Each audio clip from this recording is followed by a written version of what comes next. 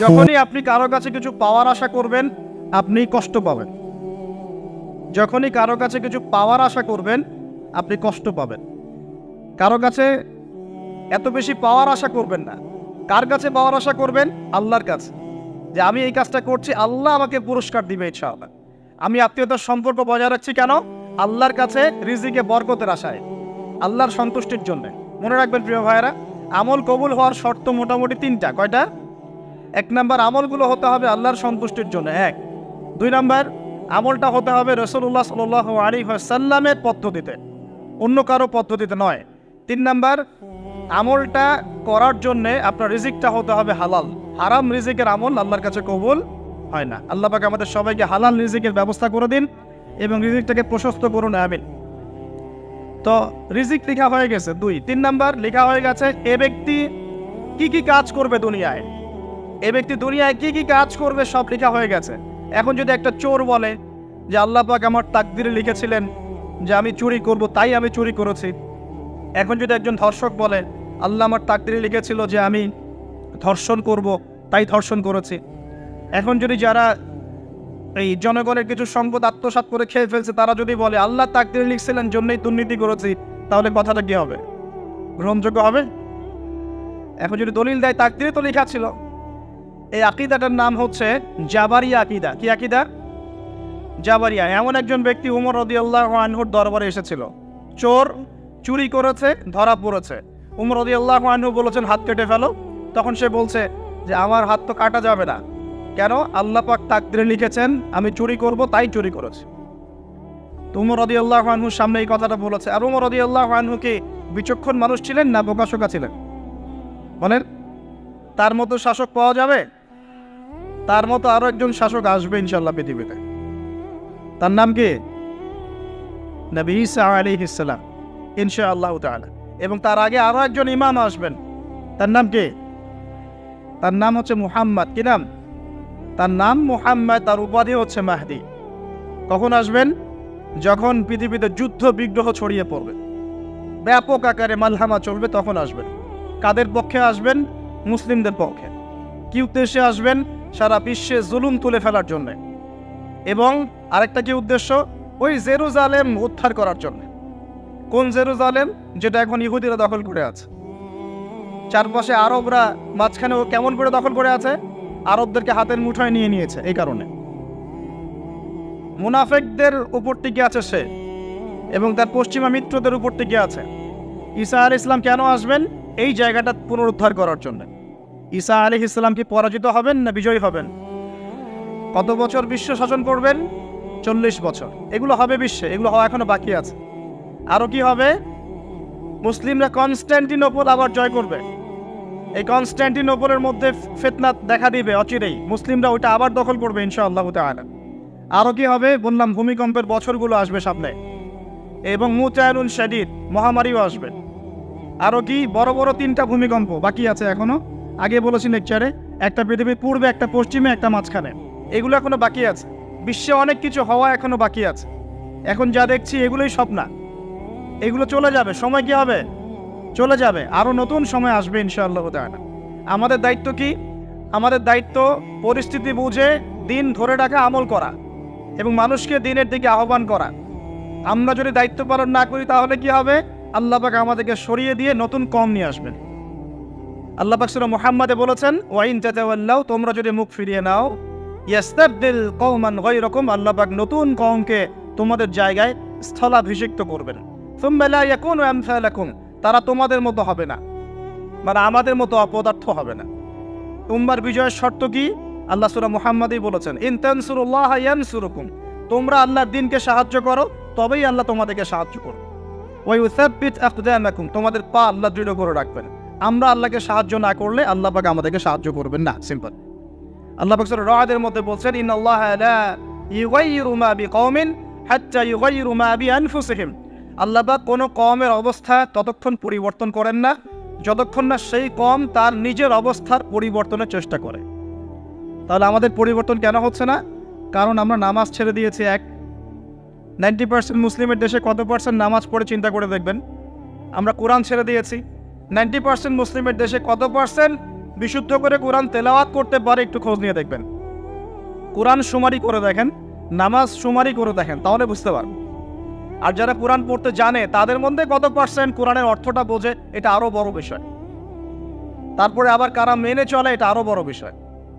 আর আমরা কতজন মানুষ দিন ইসলামকে সামগ্রিক দিন হিসেবে মানি, এটাও একটা বড় বিষয়। আমরা মানি ঠিকই, আংশিক। ইবাদত বন্দেগীর জীবনে আমি পাক্কা মুসলিম, কপালে সেজদার দাগ আছে মাশাআল্লাহ, দাড়ি টুপিও আছে মাশাআল্লাহ, কিন্তু ব্যবসায় গিয়ে মাপে কম দিচ্ছি না, ব্যবসায় গিয়ে আমি আরাম ভেজাল দিচ্ছি কিনা, এরকম হচ্ছে কিনা? হচ্ছে, কিন্তু সে কিন্তু মুসলিম এবং নামাজও পড়ে। তা আমাদের সমস্যা ভাই এখানেই। এখন এই সমস্যাটা সলভ করলে ইনশাল্লাহ সব সমস্যা সলভ হয়ে যাবে ইনশাল্লাহ। সমস্যাটা কি? আমরা ইসলামটাকে আংশিকভাবে মানি, পরিপূর্ণ জীবনে ইসলাম বাস্তবায়ন করতে পারছি না। আপনি হয়তো কেউই পারছি না, ফখর করলে বলার নাই যে আমি খুব পারছি, আসলে আমিও পারছি না। কারণ এই যুগে এটা পারাটা খুব ডিফিকাল্ট, এই যুগে পারাটা কি খুবই কঠিন। কিন্তু এটাই তো এই যুগের চ্যালেঞ্জ। নবীজি বলেছেন তোমাদের সামনে এমন যুগ আসছে যে যুগে ঈমান ধরে রাখাটা হাতের মধ্যে আগুন ধরে রাখার মতো হবে। তবে সুসংবাদ ওই যুগে তাদের জন্যে যারা আমার সুন্নতকে আবার জীবিত করতে পারবে। যে আমার মৃত সুন্নতকে জীবিত করবে, আল্লাহ পাক তাকে 50 জন শহীদ সাহাবীর সমান নেকি দিবে ইনশাআল্লাহ। এটাই আমাদের কাজ। আল্লাহ পাক আমাদেরকে তৌফিক দান করুন। তার মানে তাকদীর লিখা হয়ে গেছে। এবার আল্লাহ রাব্বুল আলামিন কি করলেন? আল্লাহ পাক এই মহাবিশ্ব সৃষ্টি করলেন। হুয়াল্লাযী খালাকাস সামাওয়াতি ওয়াল আরদ ফি সিত্তাতি আইয়াম। কয় দিনে? আল্লাহ পাক পুরো মহাবিশ্ব সৃষ্টি করলেন কয় দিনে? আমাকে বলেন তো, মহাবিশ্বকে আল্লাহ পাক ঘৃণা করে সৃষ্টি করেছেন না ভালোবেসে? তাহলে আল্লাহ পাক কি ভালোবাসার সত্তা নয়? আল্লাহ রাব্বুল আলামিন কি ভালোবাসেন না? আল্লাহ পাকের একটা নামই হচ্ছে গফুর আল ওয়াদুদ, ওয়া হুয়াল গফুরুল ওয়াদুদ। আল্লাহ পাক হচ্ছেন ক্ষমাশীল, পরম ক্ষমাশীল এবং প্রেমময়। আল্লাহ পাক তার নাম দিয়েছেন আল ওয়াদুদ, মানে প্রেমময়। আল্লাহ পাক ভালোবাসেন কি না? তাহলে এই পুরো মহাবিশ্ব সৃষ্টি করে আল্লাহ পাক কি মহাবিশ্বের মধ্যে ভালোবাসা ছড়িয়ে দেন নাই? আল্লাহ রাব্বুল আলামিন 6 দিনে মহাবিশ্ব সৃষ্টি করে মহাবিশ্বের সব জায়গায় যার যার কাজ তাকে বুঝিয়ে দিলেন। কোন গ্রহ কি কাজ করবে, কোন সৌরজগৎ কেমন করে চলবে, দুনিয়া কিভাবে ঘুরবে, সূর্য কিভাবে উঠবে, চাঁদ কিভাবে আসবে, কোন মাখলুক কি কাজ করবে, আর ফেরেশতাদের কাজ কি হবে, ইত্যাদি ইত্যাদি। আল্লাহ পাক সমস্ত কাজ বুঝিয়ে দিলেন।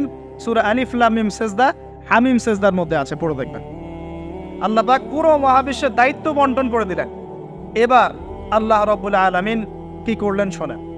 আল্লাহ রাব্বুল আলামিন বলছেন, এই পুরো মাখলুক কায়নাত সৃষ্টি করার পর আল্লাহ পাক তার রহমতকে 100 ভাগে ভাগ করলেন। কত ভাগে? আল্লাহ পাকের দয়া, রহমত, ভালোবাসাকে 100 ভাগে ভাগ করলেন। ভাগ করে মাত্র এক ভাগ আল্লাহ পাক পুরো মহাবিশ্বে ছড়িয়ে দিলেন, বলেন সুবহানাল্লাহ। বাকি 99 ভাগ রহমত আল্লাহ পাক তার কাছে রাখলেন। এই এক ভাগ ভালোবাসার কারণেই এই যে সন্তান কান্না করলে মায়ের বুক ফেটে যায়, সন্তান অসুস্থ হলে বাবার বুক ফেটে যায়, যেই বাবা সহজে চোখের পানি কাউকে দেখায় না, সেই বাবা জায়নামাজে দাঁড়িয়ে চোখের পানি ছাড়তে থাকে। এই এক ভাগ রহমতের কারণে আমরা দেখি যে রাস্তার কুকুর পর্যন্ত তার বাচ্চাকে চাটে, আদর করে, মহব্বত করে। এই এক ভাগ রহমতের কারণে আমরা আমাদের স্ত্রীদেরকে মহব্বত করি, স্ত্রীকে সুখে রাখার জন্য জীবনটা পর্যন্ত বিলিয়ে দেয়। সকাল থেকে রাত পর্যন্ত কোনো ক্ষেত্রে হারাম পথে যেতেও দ্বিধা করি না, স্ত্রী সন্তান সুখে থাক এই আশায়, তাই না ভাই? এই এক ভাগ রহমতের কারণে গাভী দেখবেন, গাভী তার বাচ্চাকে প্রসবের পর চাটে, গাটা চেটে পরিষ্কার করে দেয়। এই এক ভাগ রহমতে পুরো কায়নাত টিকে আছে।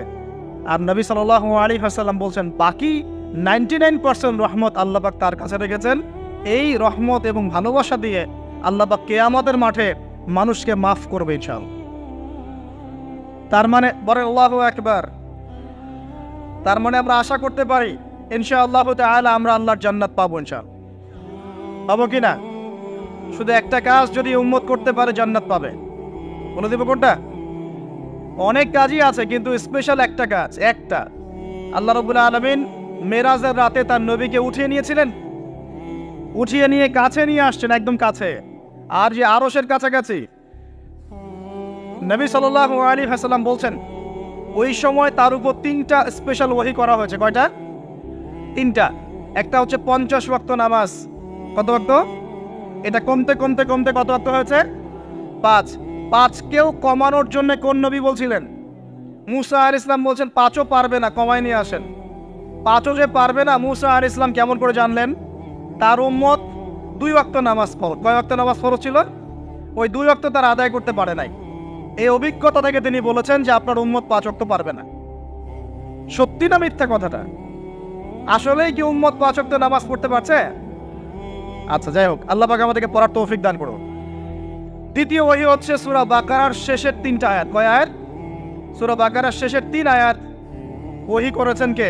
আল্লাহ রাব্বুল আলামিন। কোন ব্যক্তি যদি রাতের বেলা সূরা বাকারার শেষের 3টা আয়াত পড়ে সারা রাত ইবাদত করেন নাকি পাবে ইনশাআল্লাহ। আর 3 নাম্বারটা হচ্ছে স্পেশাল, সেটা হচ্ছে আল্লাহ পাক বলেছেন, হে মুহাম্মদ সাল্লাল্লাহু আলাইহি ওয়াসাল্লাম, বলেন সাল্লাল্লাহু আলাইহি ওয়াসাল্লাম, তোমার উম্মতের কোনো ব্যক্তি যদি আসমান জমিনের সমান গোনা নিয়ে আমার সামনে দাঁড়ায়, আসমান জমিন সমান গোনা নিয়ে আমার সামনে দাঁড়ায়, কিন্তু আমার সাথে শিরকের পাপ নাই, আমার সাথে কোনো শিরকের পাপ করে নাই, ইনশাআল্লাহ আমি আল্লাহ তার সামনে আসমান জমিন সমান ক্ষমা নিয়ে হাজির হব ইনশাআল্লাহ। তার মানে আমরা যদি ইনশাআল্লাহ তাআলা শিরকের পাপ থেকে দূরে থাকতে পারি, ইনশাআল্লাহ আশা করা যায় আমরা আল্লাহর সন্তুষ্টি পাবো ইনশাআল্লাহ। এরপর আল্লাহ রাব্বুল আলামিন কি করলেন? আল্লাহ রাব্বুল আলামিন পুরো মহাবিশ্ব সৃষ্টি করে সব দায়িত্ব ভাগ করে দিলেন। ভাগ করে দেওয়ার পরে আল্লাহ পাক জান্নাত জাহান্নাম সৃষ্টি করেছেন কিনা? আচ্ছা, জান্নাত এবং জাহান্নাম কার কার জন্য সৃষ্টি করেছেন বলেন? জিন আর মানুষ। আচ্ছা, এখন জান্নাতের চেয়ে কি শান্তির কোনো জায়গা আছে? আচ্ছা, এই জান্নাত কার জন্য সৃষ্টি করেছেন? জিন আর মানুষ। আচ্ছা, তাহলে আল্লাহ পাক মানব জাতিকে ভালোবাসেন কিনা? ভালোবাসেন কিনা? আপনি যখন কাউকে ভালোবাসবেন তাকে সবচেয়ে সুন্দর গিফট দিতে চাইবেন কিনা? তার জন্য সবচেয়ে ভালোটা কিনতে চাইবেন কিনা? আল্লাহ পাক জান্নাত তৈরি করেছেন কাদের জন্য? আমাদের জন্য। তার মানে আল্লাহ পাক আমাদেরকে ভালোবাসেন কিনা? অবশ্যই বাসেন। আল্লাহ রাব্বুল আলামিন জাহান্নামও তো সৃষ্টি করেছেন। এখন যদি বলি যে তাহলে আল্লাহ পাক কি আমাদেরকে ভালোবাসেন না, জাহান্নামে কিভাবে দিবেন? উত্তরটা কি হবে তাহলে? উত্তর হচ্ছে এই যে যদি আল্লাহ না করুক কোনো ব্যক্তি জাহান্নামে যায়, তাহলে বুঝতে হবে সেই ব্যক্তি জাহান্নামে যাওয়ার যোগ্য ছিল বলেই জাহান্নামে গিয়েছে। কথা কি বুঝতে পারছেন? আর যদি কোনো ব্যক্তি জান্নাতে যায়, তাহলে বুঝতে হবে সেই ব্যক্তির উপর আল্লাহ পাক দয়া করেছেন বলেই সে জান্নাতে গিয়েছে। মানুষ তার আমল দিয়ে জান্নাতে যেতে পারবে না। মানুষ তার আমল দিয়ে জান্নাতে যেতে পারবে না, আল্লাহর দয়া অনুগ্রহ দিয়ে জান্নাতে যাবে ইনশাআল্লাহ তাআলা। আল্লাহ পাক আমাদের সবাইকে সেই দয়া অর্জন করার তৌফিক দান করুন। সামনে রহমত পাওয়ার একটা সুবর্ণ সুযোগ আসছে, সেটা হলো রমজান মাস। কি মাস? রমজান মাস। আমরা দোয়া করি আল্লাহ পাক আমাদের সবাইকে সুস্থতার সাথে রমজানের সবগুলো রোজা রাখার তৌফিক দান করুন। নবীজি বলেছেন, এই মাসে যে ইবাদত করে তার গুনাহ মাফ করাতে পারলো না, তার জন্য ধ্বংস। বলি নাউজুবিল্লাহ। আমরা তো রমজান আসার আগে দুনিয়াবি প্ল্যান করছি, রমজানে কিভাবে ব্যবসায় উন্নতি করব, রমজানে কিভাবে বেশি লাভ করব। হ্যাঁ, তো রমজান মাস হচ্ছে ইবাদতের মৌসুম। আল্লাহ পাক আমাদের সবাইকে রমজান মাসে 5 ওয়াক্ত নামাজ পড়ার তৌফিক দান করুন, কোরআন তেলাওয়াত করার তৌফিক দান করুন, কোরআন বুঝে পড়ার তৌফিক দান করুন, তারাবির নামাজ জামাতে পড়ার তৌফিক দান, এবং বেশি বেশি মানুষকে ইফতার করানোর তৌফিক দান করুন। যাদের যাকাত ফরজ হয়েছে, যাকাত দিচ্ছেন না, আল্লাহর ওয়াস্তে রমজান মাসে যাকাত দিয়ে দিবেন ইনশাআল্লাহ। আর আমি কিন্তু আগেই বলেছি, রমজান মাসে ভাই দ্রব্যমূল্যের দাম কিন্তু খুব চড়া ওঠানামা করবে। অতএব যাদের সামর্থ্য কম তাদের ঘরে ইফতার পৌঁছে দেওয়ার দায়িত্ব কার? যা আমাদের। যাদের সামর্থ্য আছে তারা, যারা সামর্থ্যবান নয় তাদের ঘরে ঘরে মাসের বাজার পৌঁছে দিবেন ইনশাআল্লাহ তাআলা। আল্লাহ পাক তৌফিক এনায়েত করুন, বলি আমিন। এবার দেখেন, আল্লাহ পাক সৃষ্টি করলেন আদম আলাইহিস সালামকে। কাকে? এর আগে আল্লাহ পাক জিন জাতি সৃষ্টি করেছেন, আমি ওইদিকে যাচ্ছি না, আমি মানুষের কথা বলছি। আদম আলাইহিস সালামকে আল্লাহ পাক কেমন করে সৃষ্টি করেছেন? আল্লাহ পাক সূরা সাদের মধ্যে বলেছেন যে খলাকতু বিয়াদাই, খলাকতু বিয়াদাই, আমি আদমকে আমার হাত দিয়ে সৃষ্টি করেছি। কি দিয়ে? হাত দিয়ে। এটা কি ভালোবাসার বহিঃপ্রকাশ নয়? আল্লাহ পাক কি আমাদেরকে ভালোবাসেন না? ভালোবাসেন। আচ্ছা, এই দুনিয়াতে যত কিছু আছে, এই দুনিয়ার আকাশ বাতাস নদী নালা পানি অক্সিজেন সবকিছু কার জন্য সৃষ্টি করা হয়েছে? গরু ছাগলদের জন্য, মানুষের জন্য। মূল দায়িত্ব কার? মূল অধিকার কার? মানুষের নয় কি? তাহলে এই পুরো বিষয়গুলো কি আল্লাহ পাকের ভালোবাসার বহিঃপ্রকাশ নয়? হ্যাঁ।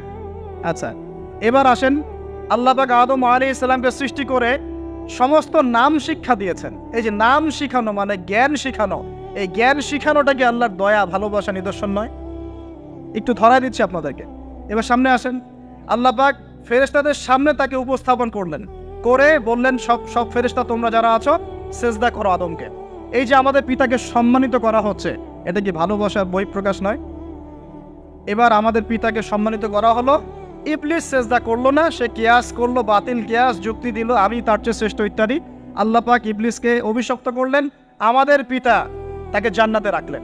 এই যে জান্নাতে রাখলেন, এটা কি আল্লাহ পাকের ভালোবাসা নয়? এবার আল্লাহ পাক আদম আলাইহিস সালামের পাঁজর থেকে সৃষ্টি করলেন তার স্ত্রী হাওয়া আলাইহিস সালামকে। ওই যে শুরুতে বলেছি, স্রষ্টা একা থাকতে পারলেও সৃষ্টি কি পারবে? এই জন্য আদম আলাইহিস সালামের পাঁজর থেকে তার স্ত্রীকে সৃষ্টি করা হয়েছে। উভয়ের মাঝখানে ভালোবাসা দিয়ে দেওয়া হয়েছে, বলেন সুবহানাল্লাহ। এই জেনা ভালোবাসা নিদর্শন নয়, বিয়ে শাদী হচ্ছে ভালোবাসার নিদর্শন। আল্লাহ পাক বলেছেন সূরা রুমের মধ্যে, ওয়াজআলা বাইনাহুমা মাওয়াজ্জাতা ওয়া রাহমা, আমি আল্লাহ স্বামী স্ত্রীর মধ্যে ভালোবাসা এবং হৃদ্যতা সৃষ্টি করে দিয়েছি, বলেন সুবহানাল্লাহ। তার মানে এই হারাম সম্পর্ক যেটা দেখছেন, এটা হলো একটা জেনার পথ। আর যখন আমরা হালালভাবে বিয়ে শাদী করবেন, আপনারা করবেন, তখন দেখবেন আল্লাহ পাকের পক্ষ থেকে ভালোবাসা সৃষ্টি হয়ে যাবে ইনশাআল্লাহ তাআলা। অতএব ওয়াদা করতে পারি তো আল্লাহর কাছে, নিজের চরিত্রকে পবিত্র রাখবো ইনশাআল্লাহ, হারাম কোনো সম্পর্কে যাব না ইনশাআল্লাহ, কোনো সহি প্রেমেও যাব না ইনশাআল্লাহ। এটা সহি প্রেম আবার কি জিনিস? দিনী ভাই দিনী বোনের মধ্যে এখন প্রেম চলে, এগুলো হয় না মাঝে মাঝে, এগুলোও বন্ধ, এগুলো বন্ধ করতে হবে। হালাল উপার্জনের সোর্স হয়ে গেলেই দিনদার মেয়ে দেখে বিয়ে করে ফেলবেন ইনশাআল্লাহ তাআলা। অন্য কোনো পথে যাবেন না, কোনো হারাম পথে যাবেন না, ওয়াদা করেন ইনশাআল্লাহ। রাজি আছেন তো ইনশাআল্লাহ? আল্লাহ কবুল করুন, আমিন। আর বিয়ের সময় অবশ্যই দিনদারিতা দেখবেন, অন্য কিছু না, অন্য কিছু পরে, দিনদারিতা আগে। দিনদারিতা আছে, নামাজ পড়ে, পর্দা করে, মাশাআল্লাহ সব দিক ঠিক আছে, তারপরে দেখবেন আপনি অন্য কিছু, তার আগে নয়। কথা ঠিক আছে? একইভাবে মেয়েদের ক্ষেত্রেও, যে আগে দেখবেন না ছেলে কত বড় চাকরি করে, ছেলের কত বড় বাড়ি আছে, গাড়ি আছে, এটা পরে। আগে দেখবেন ছেলে নামাজি কিনা, সুন্নত আছে কিনা, ইসলামের জন্য তার সফট কর্নার আছে কিনা, ইসলাম প্র্যাকটিস করে কিনা, এগুলো আগে দেখবেন। এগুলো না দেখলে কি হবে জানেন? বিয়ের 1 বছর 2 বছর পরেই বুঝতে পারবেন দুনিয়াটা জাহান্নাম হয়ে গেছে, নাউজুবিল্লাহ। দুনিয়াতেই তখন জাহান্নামের আযাবের স্বাদ ভোগ করতে হবে, নাউজুবিল্লাহ। আল্লাহ পাক আমাদেরকে হেফাজত করুন, আমিন। তো এই যে আল্লাহ পাক আদম আলাইহিস সালামের পাঁজর থেকে সৃষ্টি করলেন কাকে, এবং ভালোবাসা দিয়ে দিলেন উভয়ের মাঝখানে, এটা কি আল্লাহ পাকের দয়া নয়? আল্লাহ পাক ভালোবাসেন না? এবার দেখেন, গাছের কাছে যেতে নিষেধ করলেন, আমি কিন্তু শর্ট করে বলছি, গাছের কাছে যেতে নিষেধ করলেন, তোমরা জান্নাতে থাকো, খাও, যা ইচ্ছা করো, কিন্তু ওয়ালা তাকরাবা হাদিহি শাজারা, এই গাছের কাছেও যাবে না। একটা পরীক্ষা, জাস্ট একটা পরীক্ষা। এখানে কিন্তু বলা হচ্ছে গাছের কাছেও যাবে না, বলা হচ্ছে না যে গাছের ফল খাবে না। ঠিক যেমন আল্লাহ বলেছেন তোমরা জেনার কাছেও যাবে না, আল্লাহ পাক কিন্তু বলেন নাই জেনা করবে না, আল্লাহ পাক বলেছেন তোমরা জেনার কাছেও যাবে না। তো এখান থেকে আমরা এই হুকুমটার কঠোরতা বুঝতে পারি। তো প্রিয় ভাইরা, এখানে আমাদের পিতামাতা শয়তানের প্রলোভনে পড়ে গেলেন। কেন পড়লেন? শয়তান ওয়াসওয়াসা দিল যে আমি কি তোমাদেরকে এমন গাছের কথা বলে দিব যে গাছের কাছে গেলে বা যার ফল খেলে তোমরা চিরস্থায়ী জীবন পাবে এবং তোমরা ফেরেশতা হয়ে যাবে, এরকম কথা বল, এবং তোমরা কোনোদিন মরবে না। হাল আদুল্লুকা আলা শাজারাতিল খুলদি ওয়া মুলকিন লা ইয়াবলা, এই দুটো ওয়াসওয়াসা, চিরস্থায়িত্বের ওয়াসওয়াসা এবং অমরত্বের ওয়াসওয়াসা দিয়ে আমাদের পিতামাতাকে নিয়ে গেল। এখন আমাদের পিতামাতা কি ফল খেয়েছিলেন কি খান নাই? আচ্ছা, এখন আল্লাহ পাকের দৃষ্টিতে অন্যায় হয়েছে কিনা? এরপরে আমাদের পিতামাতা কি করলেন? বললেন রব্বানা যালামনা আনফুসানা ওয়া ইল্লাম তাগফির লানা ওয়া তারহামনা লানাকুনান্না মিনাল খাসিরিন। এই যে দোয়াটা তারা করলেন, এই দোয়াটা করার পরে আল্লাহ পাক কি তাদেরকে মাফ করে দিয়েছেন কি দেন নাই? বলেন, কথা বলেন। আল্লাহ পাক মাফ করে দিয়েছেন কি দেন নাই? এই যে অন্যায় করার পরেও আল্লাহ যে ক্ষমা করে দেন, মানে গুনাহ করার পরেও যে আদম সন্তানকে আল্লাহ পাক মাফ করে দেন, এটা কি আল্লাহ পাকের রহমত, দয়া কি নয়? আচ্ছা, এটা আল্লাহ পাকের নিদর্শন ছিল ভালোবাসার। এরপর আল্লাহ পাক দুনিয়াতে পাঠিয়ে দিলেন, কারণ এটা পরীক্ষা, দুনিয়াটা পরীক্ষার জায়গা, পরীক্ষা দিচ্ছি আমরা এখানে। এখন পরীক্ষার ক্ষেত্রে কি আল্লাহ পাক আমাদেরকে একা ছেড়ে দিয়েছেন? আল্লাহ পাক কি আমাদেরকে একা ছেড়ে দিয়েছেন? না, আল্লাহ পাক দুনিয়াতে পাঠিয়ে আমাদেরকে গাইডলাইন দিয়েছেন কিনা? কিভাবে চলতে হবে, কি করা যাবে কি করা যাবে না, কিভাবে চলবো কিভাবে চলবো না। আল্লাহ পাক কি ওহী নাজিল করেছেন কিনা? এই ওহী নাজিল করাটা কি আল্লাহ পাকের রহমত কিনা, আল্লাহ পাকের দয়া কিনা, ভালোবাসা কিনা? আল্লাহ পাক কি একা ছেড়ে দিয়েছেন না নবী রসুল পাঠিয়েছেন? এই যে নবী রসুলদেরকে পাঠিয়েছেন, এই নবী রসুলগণ কি আল্লাহর পক্ষ থেকে রহমত কিনা? বলেন। না হলে আমরা কি করতাম, দুনিয়াতে কেমন করে চলতাম, কিভাবে পথ খুঁজে পাইতাম, কেমন করে ইবাদত করতাম, আমরা কি জানতে পারতাম? আল্লাহ পাক রহম করে ভালোবেসে দয়া করে নবী রসুল পাঠিয়েছেন, আসমানি কিতাব পাঠিয়েছেন, বলেন সুবহানাল্লাহ। এখন এই নবীদের সিলসিলায় আল্লাহ পাক যে সর্বশেষ নবী মুহাম্মদ সাল্লাল্লাহু আলাইহি ওয়াসাল্লামকে পাঠিয়েছেন, এইটা দয়া কিনা? এটা আল্লাহ পাকের দয়া নয়? আল্লাহ পাকের রহমত নয়? আল্লাহ পাক কি বলেন নাই যে তিনি হচ্ছেন রাহমাতুল লিল আলামিন, তিনি পুরো বিশ্ব জগতের রহমত নয় কি? আচ্ছা, এখন আমাদেরকে যে আল্লাহ পাক নবী মুহাম্মদ সাল্লাল্লাহু আলাইহি ওয়াসাল্লামের উম্মত বানালেন, এটা কি আরো বড় রহমত কিনা? বলেন তো। জান্নাতে যাবে 120 কাতার মানুষ। কত কাতার? 120 কাতার মানুষ ইন টোটাল জান্নাতে যাবে। তার মধ্যে উম্মতে মুহাম্মাদের কত কাতার জানেন? 80 কাতার। কত কাতার? বলেন সুবহানাল্লাহ। তাহলে এটা কি আল্লাহ পাকের দয়া নয়? আল্লাহ আমাদেরকে ভালোবাসেন না? আচ্ছা, আল্লাহ পাক যে আমাদের কাছে তাওরাত, জাবুর, ইনজিল না পাঠিয়ে আল কোরআনের মতো কিতাব পাঠিয়েছেন, যে কিতাবের সমস্ত সমাধান আছে, এটা আল্লাহ পাকের রহমত, দয়া নয়, ভালোবাসা নয়? আচ্ছা, এখন আল্লাহ পাক দুনিয়াতে চলার জন্য আমাদেরকে জীবন দিয়েছেন, হায়াত দিয়েছেন, সুস্থতা দিয়েছেন, পরিবার দিয়েছেন, আমাদের ব্যবসা বাণিজ্য দিয়েছেন, আমাদের স্ত্রী সন্তান দিয়েছেন, আমাদেরকে চলাফেরা করার ক্ষমতা দিয়েছেন। একটা চোখ নষ্ট হয়ে গেলে বুঝতে পারে মানুষ যে কত কষ্ট হচ্ছে, একটা পা না থাকলে বুঝতে পারে কত কষ্ট হচ্ছে। এই করোনার সময় যারা শ্বাস নিতে পারে নাই, তাদের কত কষ্ট হয়েছে। সুস্থ আছি, সুন্দর আছি, পরিবার আছে, আল্লাহ রিজিক দিচ্ছেন, 3 বেলা খাওয়াচ্ছেন, কাপড় দিচ্ছেন, শিক্ষার ব্যবস্থা করছেন, ইবাদত করার সুযোগ দিচ্ছেন, গুনাহ করলেও আবার মাফ করে দিচ্ছেন। এই সব কিছুকে আল্লাহ পাকের ভালোবাসা নয়? এই ভালোবাসাগুলো কি নিঃস্বার্থ ভালোবাসা না স্বার্থ ভিত্তিক ভালোবাসা? এই আল্লাহ পাকের কোনো স্বার্থ আছে? আল্লাহ পাক আমাদের কাছে কিছু চান, রিজিক চান, টাকা পয়সা চান? আল্লাহ পাকের যদি ইবাদত করে আমরা ছেড়ে দেই, আল্লাহর কোনো ক্ষতি হবে? আমরা ইবাদত করে ভাসিয়ে ফেললাম, আল্লাহর কোনো লাভ আছে? আল্লাহ পাকের শক্তি কি আরো বেড়ে যাবে না কমবে? নাকি যেমন আছে তেমনই থাকবে? আল্লাহ রাব্বুল আলামিনের শান শওকত কি আরো বেড়ে যাবে, নাকি আল্লাহ পাকের শান শওকত কমে যাবে? আল্লাহ রাব্বুল আলামিন যেমন, আল্লাহ পাক তেমনই থাকবেন, তাই নয় কি? আল্লাহ পাকের যে বিশাল খাজানা আছে, আমরা যদি ইবাদত করে ভাসিয়ে ফেলি, খাজানা কি বেড়ে যাবে? আমরা যদি সবাই ইবাদত করে ছেড়ে দেই, খাজানা কমে যাবে? আল্লাহ পাকের কোনো স্বার্থ আছে আমাদের ভালোবাসার? কোনো স্বার্থ নাই।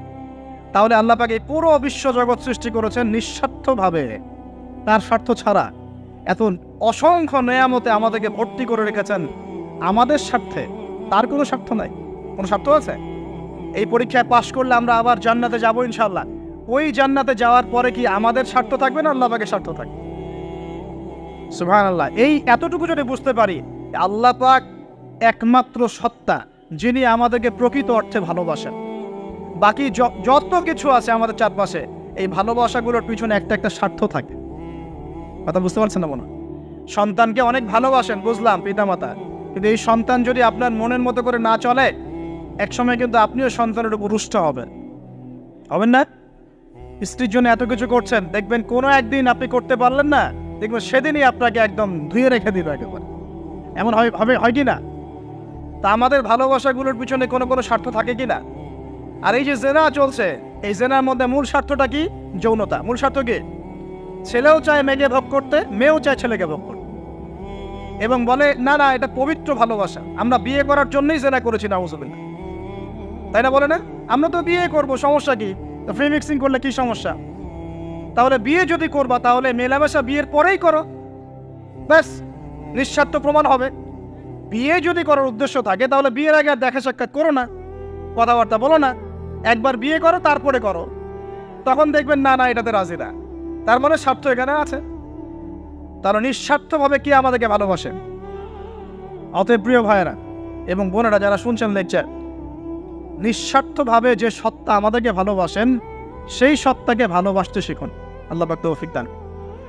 এখন আল্লাহ পাক আমাদেরকে কিছু কিছু ক্ষেত্রে ভালোবাসতে বলেছেন, যেমন আল্লাহ পাক তার দ্বীনকে ভালোবাসতে বলেছেন, আল্লাহ পাক তার নবীকে ভালোবাসতে বলেছেন, আল্লাহ পাক আমাদের পিতামাতাকে ভালোবাসতে বলেছেন, আল্লাহ পাক আত্মীয়তার সম্পর্ক রক্ষা করতে বলেছেন, আল্লাহ পাক রক্তের সম্পর্ক বজায় রাখতে বলেছেন, আল্লাহ পাক স্ত্রী সন্তানকেও ভালোবাসতে বলেছেন। আল্লাহ পাক কিন্তু তার রাস্তায় জানমাল ব্যয় করে আল্লাহর পথে দাওয়াত এবং জিহাদ করতে বলেছেন। এখন এগুলো আল্লাহ বলেছেন বলে আমরা করব, আল্লাহ পাক ভালোবাসতে বলেছেন বলে আমি ভালোবাসব, কিন্তু উদ্দেশ্য হবে আল্লাহর সন্তুষ্টি অর্জন করা। আমি কেন আমার মাকে ভালোবাসি? বিকজ আমার মায়ের পায়ের নিচে আমার জান্নাত। আল্লাহ ভালোবাসতে বলেছেন তাই বাসি।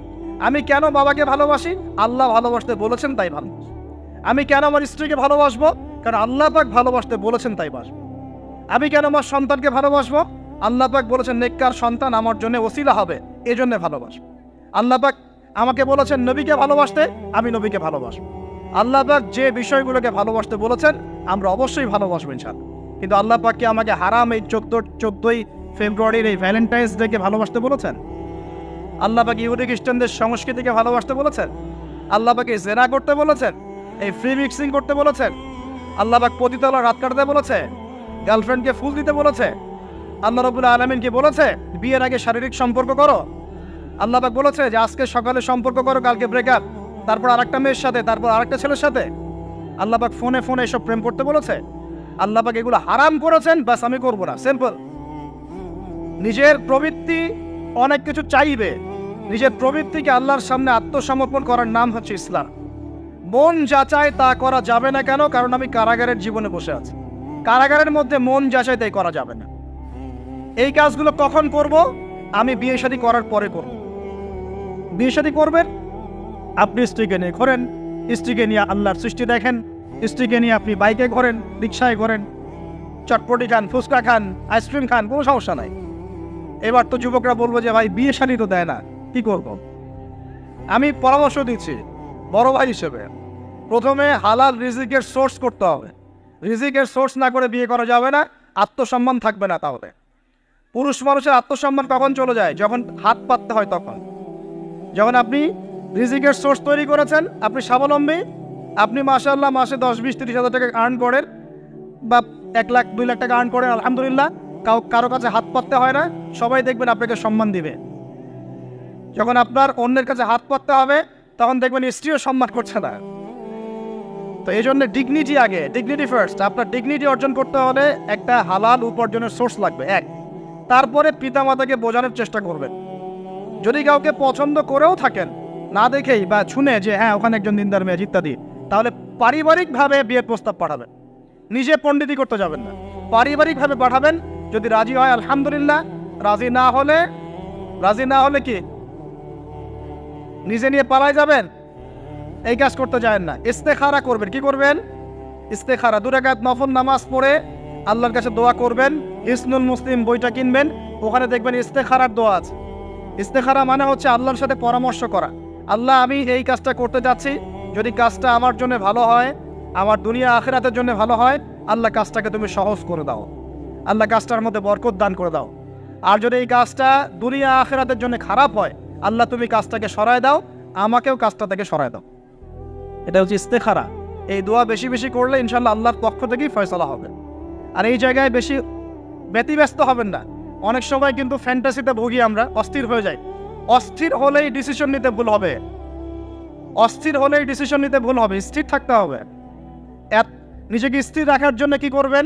বেশি বেশি নফল রোজা রাখবেন। বেশি বেশি কি করবেন? নফল রোজা রাখবেন। আর ভালো কাজে ব্যস্ত রাখবেন নিজেকে। ভালো কাজে কি করবেন? ব্যস্ত রাখবেন। একা একা থাকলে আর এই যে খারাপ সার্কেলের মধ্যে থাকলেই মাথার মধ্যে শয়তান ভর করবে, তখন দেখবেন অস্থির হয়ে গেছেন আপনি। আর স্থির হওয়ার চেষ্টা করেন, ভালো কাজে ব্যস্ত রাখেন, হালাল পথ অবলম্বন করে হারাম থেকে বেঁচে থাকেন। এখন যে জায়গায় আসছিলাম, এখান থেকে আস্তে আস্তে শেষের দিকে যাবো। দেখুন, আল্লাহ পাক যে বিষয়গুলোকে ভালোবাসতে বলেছেন আমি ভালোবাসব। এই ভালোবাসা জায়েজ, হালাল। এই ভালোবাসার উদ্দেশ্য আল্লাহর সন্তুষ্টি অর্জন করা। এই ভালোবাসার উদ্দেশ্য এই নয় যে আমি যাকে ভালোবাসি তার কাছে আমি কিছু প্রত্যাশা করছি। না, আমি কিছু প্রত্যাশা করছি না, আমি প্রত্যাশা করছি আল্লাহর সন্তুষ্টি। তখন দেখবেন সে আপনাকে কষ্ট দিলেও আপনি সবর করতে পারবেন। কেন সবর করতে পারবেন? কারণ আপনি তো আল্লাহর সন্তুষ্টির জন্য তাকে ভালোবাসছেন, আপনার তো কোনো স্বার্থ নাই। এখন আপনি দেখবেন রিল্যাক্স থাকতে পারবেন, সম্পর্ক টিকেও থাকবে এবং আপনি ক্ষমা করতে পারবেন মানুষকে। যখন নিজের চাওয়াটাকে আপনি ইনফোর্স করতে চাইবেন, তখন কিন্তু আপনি এই সম্পর্ক নষ্ট করে ফেলতে পারেন। কারণ আপনি হক পাচ্ছেন না। সামনে আসেন। এবার আমরা কি ওয়াদা করতে পারি যুবক ভাইরা, ইনশাআল্লাহ তাআলা আমরা হারাম পথে যাব না, হালাল পথে থাকবো? পশ্চিমাদের এই মদতপুষ্ট এই সো কল্ড ভালোবাসা দিবসের এই স্রোতে আমরা গা ভাসাবো না। আমরা কি ওয়াদা করতে পারি? আমরা কি ওয়াদা করতে পারি যে ইনশাআল্লাহ আমরা হালালভাবে বিয়ে শাদী করবো, কোনো হারামে যাবো না ইনশাআল্লাহ? এই সমাজ থেকে জেনা বন্ধ করতে হবে, এই সমাজ থেকে ফ্রি মিক্সিং বন্ধ করতে হবে, এই সমাজ থেকে সমস্ত পতিতালয়কে বন্ধ করতে হবে।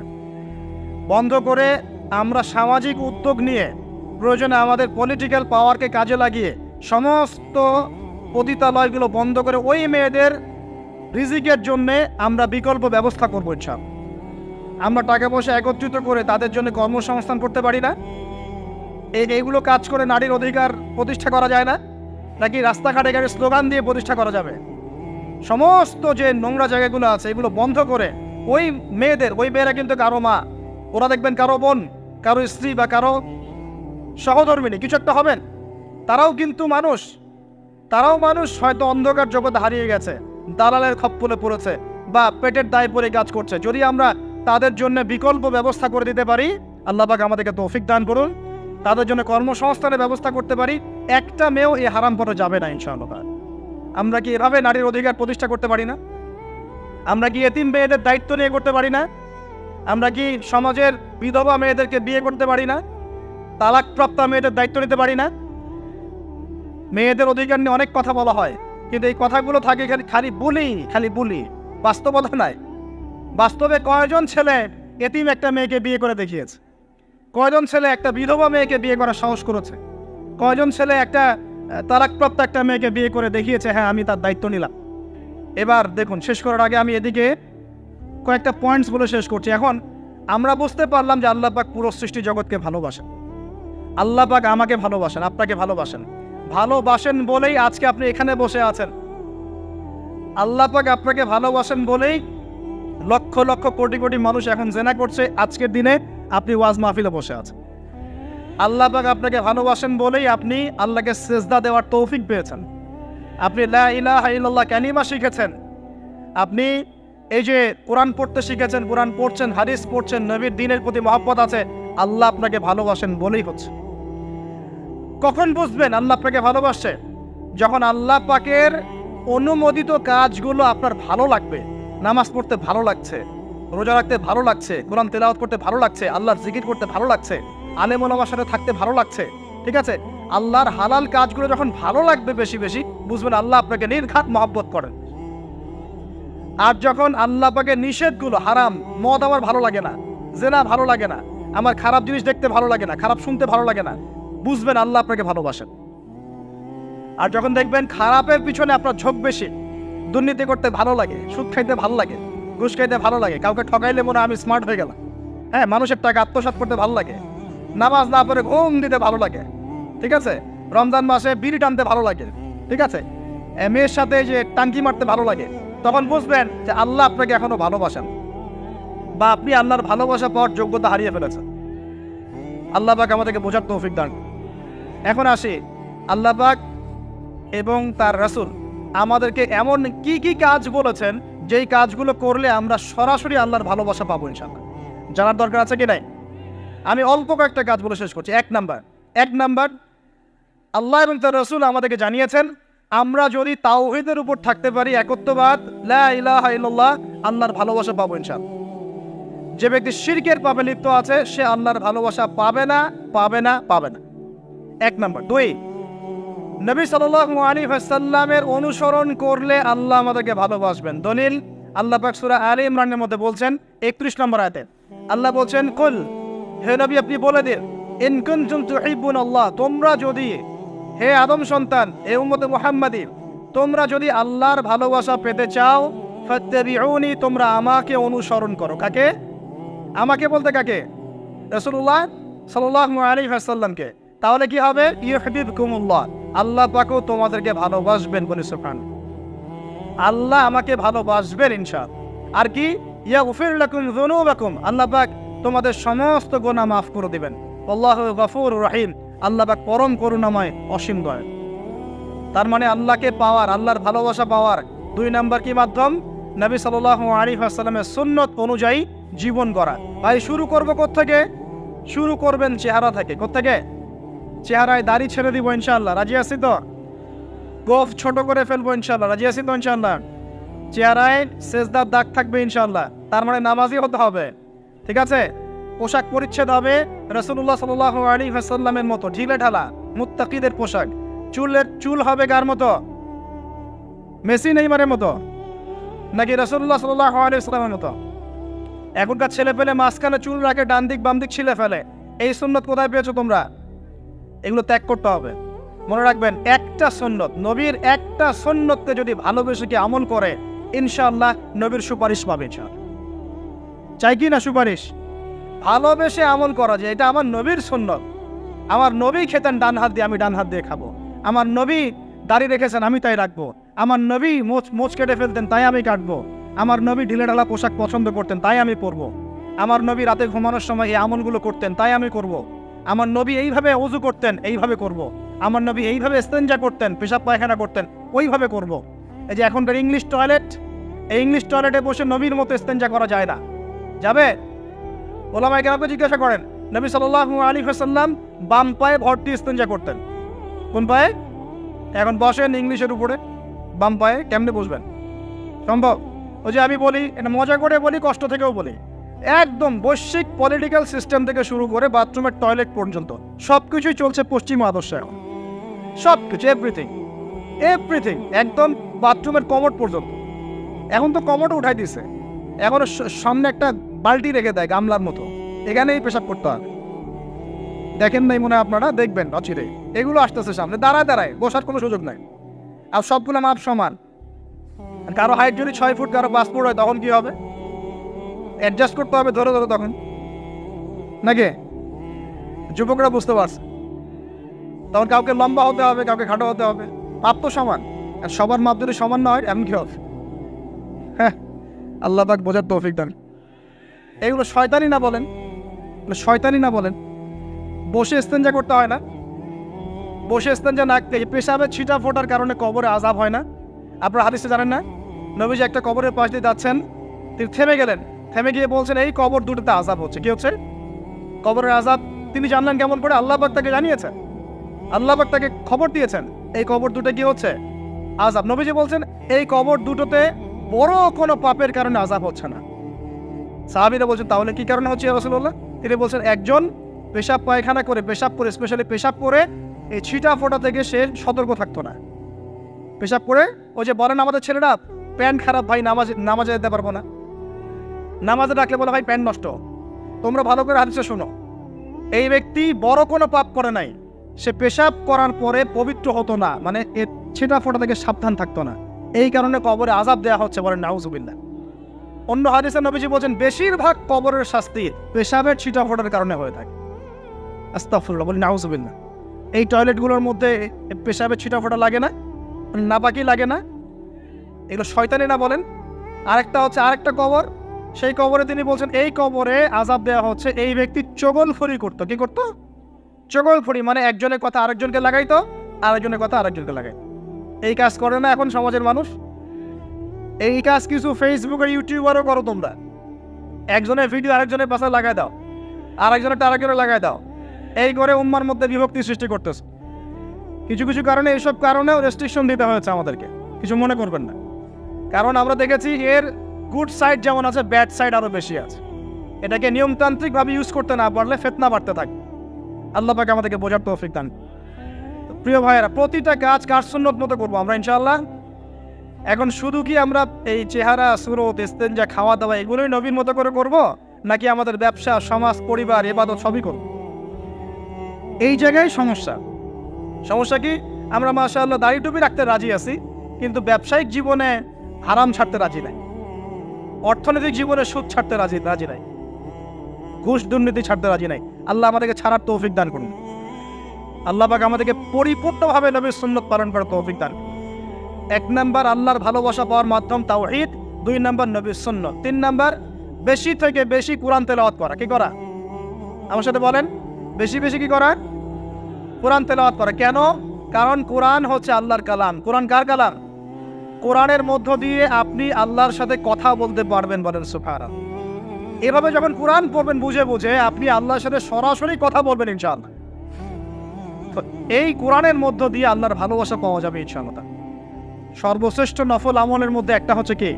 আল কোরআন তেলাওয়াত করা। আল্লাহ পাক আমাদেরকে তেলাওয়াত করার তৌফিক দান করেন। 3টা বললাম। 4 নাম্বার, বেশি থেকে বেশি আল্লাহর জিকির করা। কি করা ভাই? চলতে ফিরতে উঠতে বসতে অলওয়েজ সুবহানাল্লাহ, আলহামদুলিল্লাহ, লা ইলাহা ইল্লাল্লাহ, আল্লাহু আকবার, লা হাওলা ওয়ালা কুওয়াতা ইল্লা বিল্লাহ, এগুলো চলতে থাকবে। ঠিক আছে ইনশাআল্লাহ? চলতে ফিরতে পড়বেন আল্লাহুম্মা সাল্লি আলা মুহাম্মদ, আল্লাহুম্মা বারিক আলা মুহাম্মদ। ঠিক আছে? হাসবি আল্লাহ ওয়া নি'মাল ওয়াকিল, রাদিতু বিল্লাহি রাব্বান ওয়া বিল ইসলামি দীনান ওয়া বি মুহাম্মাদিন নাবিয়্যা। যত জিকির আজকার আছে চলতে ফিরতে অলওয়েজ পড়তে থাকবেন। লা ইলাহা ইল্লাল্লাহ ওয়াহদাহু লা শারীকা লা, লাহুল মুলক ওয়া লাহুল হামদ ওয়া হুয়া আলা কুল্লি শাইইন কাদির। আস্তাগফিরুল্লাহাল্লাযী লা ইলাহা ইল্লা হুয়াল হাইয়ুল কাইয়ুম ওয়া আতুবু ইলাইহি, লা হাওলা ওয়ালা কুওয়াতা ইল্লা বিল্লাহ। এগুলো পড়তে থাকবেন। যে যত বেশি আল্লাহর জিকির করবে তার কলবে আল্লাহ তত বেশি নূর দিবেন ইনশাআল্লাহ। আর যার কলবে যত বেশি নূর, সে তত বেশি আল্লাহর ভালোবাসা মহব্বত পাবে ইনশাআল্লাহ। কয়টা বলছি ভাই? 4টা। 1 নাম্বার কিছু তাওহীদ, 2 নাম্বার নবীর সুন্নাত, 3 নাম্বার বলেন কোরআন তেলাওয়াত করা, 4 নাম্বার বেশি বেশি আল্লাহর জিকির করা, 5 নাম্বার স্পেশালি 5 নাম্বার বেশি বেশি আল্লাহর কাছে তওবা করা। কি করা? যে আল্লাহর কাছে তওবা করে আল্লাহ তাকে মহব্বত করেন। আলহামদুলিল্লাহ, যে আল্লাহর কাছে তওবা করে আল্লাহ তাকে মহব্বত করেন। আমাদের নবীজি প্রত্যেক দিন 70 থেকে 100 বার আল্লাহর কাছে তওবা করতেন, বলেন সুবহানাল্লাহ। পারা যাবে তো ইনশাআল্লাহ? 6 নম্বরটা হচ্ছে বেশি বেশি নামাজ আদায় করা। কি করা? আল্লাহকে পাওয়ার জন্য শ্রেষ্ঠ মাধ্যম হচ্ছে সেজদা করা। কি করা? আর সেজদা করা হয় সবচেয়ে শ্রেষ্ঠভাবে নামাজের মধ্য দিয়ে। কিসের মধ্য দিয়ে? ওয়াদা করতে পারি তো ইনশাআল্লাহ 5 ওয়াক্ত নামাজ পড়বো রেগুলার। কোন রকম যদি বাধ্যবাধকতা না থাকে, ওজন না থাকে, তাহলে মসজিদে গিয়ে পড়বো ইনশাআল্লাহ। পারবো তো ইনশাআল্লাহ? রমজান মাসে নামাজ শক্ত করে ধরবো ইনশাআল্লাহ। ঈদের পর ছেড়ে দিব ইনশাআল্লাহ। ঈদের পর ছেড়ে দিব কি? ঈদের পরেও ধরে রাখতে হবে ইনশাআল্লাহ তাআলা। আমাদের সমাজে মাশাআল্লাহ রমজান মাসে সবাই পাক্কা মুসল্লি হয়ে যায়, তাই না? কারণ শিকল দিয়ে বাধা থেকে শয়তানও মুক্ত হয়। ঈদের দিন ঢাকঢোল ধুমধারাক্কা গান বাজা শুরু হয়, তাই না? আল্লাহর ওয়াস্তে রমজানের শিক্ষাগুলো ধরে রাখবো ইনশাআল্লাহ তাআলা। আমরা সবাই 5 ওয়াক্ত নামাজ আদায় করবো ইনশাআল্লাহ রমজান মাসে। আর দৈনিক কমপক্ষে 12 রাকাত নফল নামাজ পড়বেন, সুন্নত বা নফল 12 রাকাত কমপক্ষে। কিরকম 12 রাকাত? ফজরের নামাজের আগে 2, জোহরের আগে 4, পরে 2। ঠিক আছে? 6 আর 2 8 হলো। মাগরিবের পরে 2, এশার পরে 2। এই 12 রাকাত নামাজ যে দিনের বেলা পড়ে, মানে একদিনে 24 ঘন্টায় পড়ে, আল্লাহ পাক তার জন্য জান্নাতে একটা করে ঘর নির্মাণ করেন। হাদিস জানতেন? দৈনিক 12 রাকাত সুন্নত বা নফল পড়লে আল্লাহর কাছে একটা করে জান্নাতে ঘর পাওয়া যাবে ইনশাআল্লাহ। আর জান্নাত উর্বর জায়গা। আপনি যদি চান আপনার জায়গায় বেশি বেশি গাছ লাগাতে, খালি পড়বেন সুবহানাল্লাহিল আযীম ওয়া বিহামদিহি, সুবহানাল্লাহিল আযীম ওয়া বিহামদিহি। একটা একটা করে খেজুর গাছ জন্মাবে ইনশাআল্লাহ তাআলা। বলবেন সুবহানাল্লাহি ওয়া বিহামদিহি, সুবহানাল্লাহিল আযীম। আর বলবেন সুবহানাল্লাহিল আযীমি ওয়া বিহামদিহি। জান্নাতে গাছ রোপণ হবে ইনশাআল্লাহ তাআলা। এটা গেল 6 নাম্বার, নামাজ বেশি বেশি পড়া। 7 নাম্বার, জি বলছি, 7 নাম্বারটা হচ্ছে, আমি আর 4টা বলে শেষ করছি। 7 নাম্বারটা হচ্ছে যে সৃষ্টির সেবা করা। কি করা ভাই? একটা হাদিস আছে যে ইরহামু মান ফিল আরদ ইয়ারহামুকুম মান ফিস সামা। তোমরা জমিনবাসীর প্রতি রহম করো, আসমানবাসী তোমাদের উপর রহম করবে ইনশাআল্লাহ। আল্লাহর ভালোবাসা পাওয়ার অন্যতম মাধ্যম হচ্ছে জমিনবাসীর প্রতি রহম করেন। মুসলিম অমুসলিম সবাই মানুষ কিনা? যারা আমাদের সাথে যুদ্ধে লিপ্ত নাই তারা তো আমাদের ভাই নাকি? যারা যুদ্ধে লিপ্ত আছে এরা শত্রু হতে পারে, যারা যুদ্ধে লিপ্ত নাই তারা তো আমাদের ভাই নাকি? তাদের বিপদ আপদে পাশে দাঁড়াবো না? একটা প্রাণীর অধিকার যদি আপনি রক্ষা করেন, একটা বিড়ালকে পানি না দেওয়ার অপরাধে এক মহিলা জাহান্নামে গিয়েছে, আর একটা কুকুরকে পানি পান করানোর সওয়াবের এই কাজের বিনিময়ে এক মহিলা জান্নাতে গিয়েছে। সুবহানাল্লাহ। তো পশু পাখির অধিকার যেখানে ইসলাম কথা বলেছে, এখানে পুরো মাখলুকের প্রতি আমাদের রহম দিল থাকতে হবে। আমাদের সবাইকে দয়া ভালোবাসা দেখাতে হবে ইনশাআল্লাহ। আল্লাহ পাক আমাদেরকে ভালোবাসবেন ইনশাআল্লাহ। 8 নাম্বারটা কি? এটাই বেশি ইম্পর্টেন্ট। শোনেন, 8 নাম্বারটা হচ্ছে আল্লাহর জন্য কাউকে ভালোবাসা, আল্লাহর জন্য ঘৃণা করা। একটা এই যে হাদিসগুলো পড়তে পড়তে আমি আসলাম দাঁড়িতে। আল্লাহ পাক বলেছেন, শোনেন, আল্লাহ পাক বলেছেন কিয়ামতের মাঠে আল্লাহ পাক বলবেন, নিজেই বলবেন যে আইনা মুতাহাবুনা লিজালালি, আমার ইজ্জতের জন্য যারা পরস্পরকে ভালোবাসতো এরা কোথায়? আল্লাহ পাক ঘোষণা করবেন কোথায় তারা, যারা আমার জন্য পরস্পরকে ভালোবাসতো। আল্লাহ বলবেন আলিয়াউমা, আজকে আজিল্লুহুম, আমি ওদেরকে ছায়া দিব, ফি জিল্লি, আমার আরশের ছায়ায়। বলেন সুবহানাল্লাহ। ইয়াউমা লা জিল্লা ইল্লা জিল্লি, যেদিন আমার এই আরশের ছায়া ছাড়া অন্য কোনো ছায়া থাকবে না। মানে কিয়ামতের মাঠে আল্লাহর আরশের ছায়া ছায়া পাবে কারা? যারা পরস্পরকে আল্লাহর জন্য ভালোবাসতো। আলহামদুলিল্লাহ, এই যে আমরা এখানে আছি, আমরা কি একে অপরকে আল্লাহর জন্য ভালোবাসি না? আমি কি আপনাদেরকে চিনি? আপনারা কি আমাকে চিনেন? এই যে আপনারা আলেমন আমাদেরকে ভালোবাসেন, ইসলামকে ভালোবাসেন, কিসের জন্য বাসেন? আল্লাহর জন্য। এই আল্লাহর জন্য যারা পরস্পরকে মহব্বত করে, আল্লাহ পাক তাদেরকে আরশের ছায়া ছায়া দিবেন ইনশাআল্লাহ। আরো একটা নেকি আছে, বলবো? শোনেন, আরেকটা হাদিসে আসছে কিয়ামতের মাঠে স্পেশাল কিছু মিম্বর থাকবে। মিম্বর চিনেন? যেখানে দাঁড়া ইমাম সাহেব খুতবা দেয়, এরকম মিম্বর থাকবে। এই মিম্বরগুলো হবে নূরের মিম্বর। কিসের? নূর মানে কি? আলো, আলো, আলো, নূরের মিম্বর থাকবে। ওই কিয়ামতের মাঠে কি আলো থাকবে? এমনিতে মাঠটা তো অন্ধকার। ওই অন্ধকার মাঠে নূরের মিম্বর আল্লাহ পাক দিবেন কাদেরকে? যারা পরস্পরকে এই আল্লাহর জন্য মহব্বত করত। আর নবীগণ, শহীদগণ তাদের দিকে তাকায় থাকবে। তাকায় নবীগণ, শহীদগণ পর্যন্ত এই মানুষগুলোকে দেখে ঈর্ষা করবে, কাশ আমরাও যদি এমন হতে পারি। চিন্তা করেন, আল্লাহর জন্য পরস্পর মহব্বতকারীদেরকে আল্লাহ পাক এমন সম্মান দিবেন যেটা দেখে নবীগণ পর্যন্ত ঈর্ষা করতে থাকে। তাহলে আমরা কি আল্লাহর জন্য পরস্পরকে মহব্বত করতে পারি কিনা? এটা হলো 8-9 নাম্বার। আল্লাহর জন্যই ঘৃণা করতে হবে। আল্লাহর জন্য ঘৃণা কেমন? যেমন কেউ ইসলামকে পছন্দ করে না, কটূক্তি করে, ইসলামের এইটা ভালো না, ওইটা ভালো না, ইসলামের সাথে দুশ্মনী করে ভিতর থেকে বাইরে থেকে, আপনি ওদেরকে ভালোবাসতে পারবেন না। যদি আল্লাহর দুশ্মনদের সাথে আপনার ভালোবাসা থাকে, তাহলে আপনিও আল্লাহর দুশ্মনের কাতারে অন্তর্ভুক্ত হয়ে যাবেন। এখন বলেন দেখি, সারা বিশ্বে ইসলামের দুশ্মন কারা?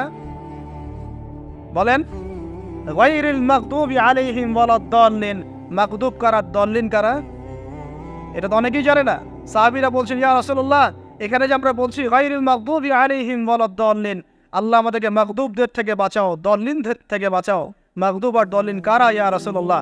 নবীজি বলছেন, আল মাগদুব, মাগদুব হচ্ছে হুমুল ইহুদি, ইহুদিরা হচ্ছে মাগদুব, যাদের উপর আল্লাহর গজব পড়েছে। আর দল্লিন হুমুল নাসারা, নাসারারা হচ্ছে দল্লিন, কারণ তারা আল্লাহ পাকে সন্তান সাব্যস্ত করেছে। ঈসা আলাইহিস সালামকে আল্লাহ সন্তান বলেছে, বলেন নাউজুবিল্লাহ। এখন সারা বিশ্বে এরা মুসলিমদের সাথে দুশ্মনী করছে না? আমরা যদি ব্যক্তিগতভাবে, সামাজিকভাবে বা পলিটিক্যালি ওদের সাথে বন্ধুত্ব করে চলে, আমরা কি আল্লাহ দুশ্মনদের সাথে শরীক হলাম না? খুব খেয়াল রাখতে হবে। আল্লাহর জন্য ভালোবাসা, আল্লাহর জন্য দুশ্মনী। আল্লাহ পাক আমাদেরকে বোঝার তৌফিক দান। এবং সবশেষ যেটা 10 নাম্বার, সেটা হলো আল্লাহওয়ালা মানুষ যারা, সেই মানুষদের সাথে মহব্বত রাখলে আল্লাহ আপনাকে ভালোবাসবে। আল্লাহ পাক আমাদের সবাইকে আল্লাহওয়ালা মানুষদেরকে ভালোবাসার তৌফিক দান এবং তাদের সহবতে থাকার তৌফিক দান করুন। মনের ভিতর থেকে সমস্ত রকম হিংসা, বিদ্বেষ, অহংকার, রিয়া, পরশ্রীকাতরতা, এগুলোকে দূর করার তৌফিক আল্লাহ পাক দান করুন। আমরা দোয়া করি আল্লাহ পাক সবাইকে তাওহীদপন্থী হওয়ার তৌফিক দান করুন, নবীর সুন্নতের উপর আমল করার তৌফিক দান করুন। নবী সাল্লাল্লাহু আলাইহি ওয়াসাল্লামের উম্মত হিসেবে তার সুন্নতকে সর্বোচ্চ অগ্রাধিকার দেওয়ার তৌফিক দান করুন। আল্লাহ পাক আমাদের সবাইকে আল্লাহ যাদেরকে ভালোবাসতে বলেছেন তাদেরকে ভালোবাসার তৌফিক দান করুন। আল্লাহ পাক এই বেহায়া দিবসের সব বেহায়ামি থেকে আমাদেরকে হেফাজত করুন। এই নগ্নতা, অশ্লীলতা, পর্নোগ্রাফি, হারাম সম্পর্ক থেকে আল্লাহ আমাদেরকে বাঁচান। আল্লাহ পাক আমাদেরকে মাদক থেকে বাঁচান। আল্লাহ পাক আমাদেরকে পরস্পরকে আল্লাহর জন্য ভালোবাসার তৌফিক দান করুন। আল্লাহ পাক আমাদের সবাইকে আরশের ছায়া পাওয়ার তৌফিক দান করুন।